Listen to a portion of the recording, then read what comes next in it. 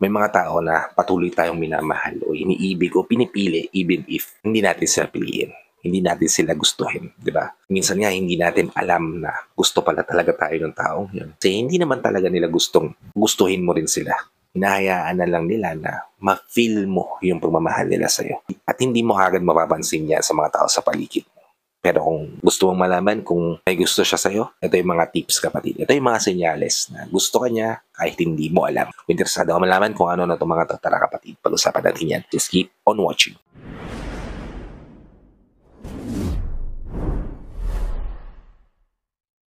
Hi, I'm Gary Opim at gumagawa ko ng mga videos na tulad nito para matulungan ka na maging best version ng sarili mo at may bigay mo yung best self mo syempre sa taong mahal mo. Kaya kung bago ka pa lang dito sa channel ko, please consider liking this video. Hit the subscribe button and the notification bell para lagi kang updated sa mga videos na tulad nito na i-upload pa natin sa inaharap. So wala nang paligoy-ligoy pa.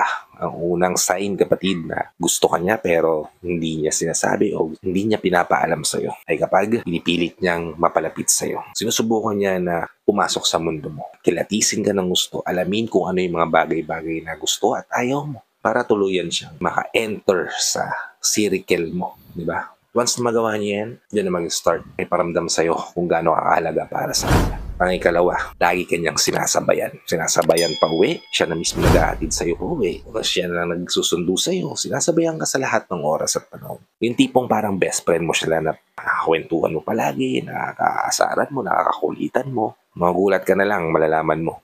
Gusto ka pala talaga nila. Ikatlo, kapag ramdam at kitang-kita mo na open sila sa'yo. Hindi pong sumimangot ka lang ng konti, nag-o-open agad sila sa'yo. Nahayaan ka nilang maging reliant or mag-rely sa kanila, di ba? Gusto nilang ma-feel mo na may taong handang sumuporta sa'yo, handang malalay sa'yo, handang alagaan ka, di ba? Kapag may ganyan tao sa paligid mo, senyales yan na gusto ka niya pero hindi niya pinapaalam sa'yo. Ikapat, pag nakikita mo na lagi siya nag-i-improve everyday. Yung tipong napansin mo na may bago sa kanya tapos binati mo, tapos nakita mo kinabukasan, may bago na naman sa kanya, tapos binati mo na naman. At eventually, gano'n nag-i-improve siya na nag-i-improve. Ibig sabihin ng kapatid na gustuhan niya yung pagbati mo na yun. At gusto niya guwapo o maganda siya sa paningin mo. Kaya niya ginagawa yan every single day. Senyales siya na gustuhan niya pero hindi niya gustong banggitin sa'yo. Ikalima, kapag sobrang saya ng mukha niya, kapag nakikita ka niya, may mga tao na sa facial expression pa lang o kaya sa mga mata pa lang, pag nakita mo sila, malalaman mo kung ano yung nasa loob nila, di ba? Kung ano yung nararamdaman nila towards you. Kaya kung nakikita mo na para siyang tuta na nagwawagil yung buntot kapag nakikita ka niya, parang ang saya-saya niya at ikaw yung gusto niyang fokusan lang. Ibig sabihin lang nun kapatid, mahalaga ka para sa kanya ng sobra. To the point na gusto ka niya maging parte ng buhay niya. Gusto niyang i-level up yung relasyon niyo, pero hindi niya ginagawa.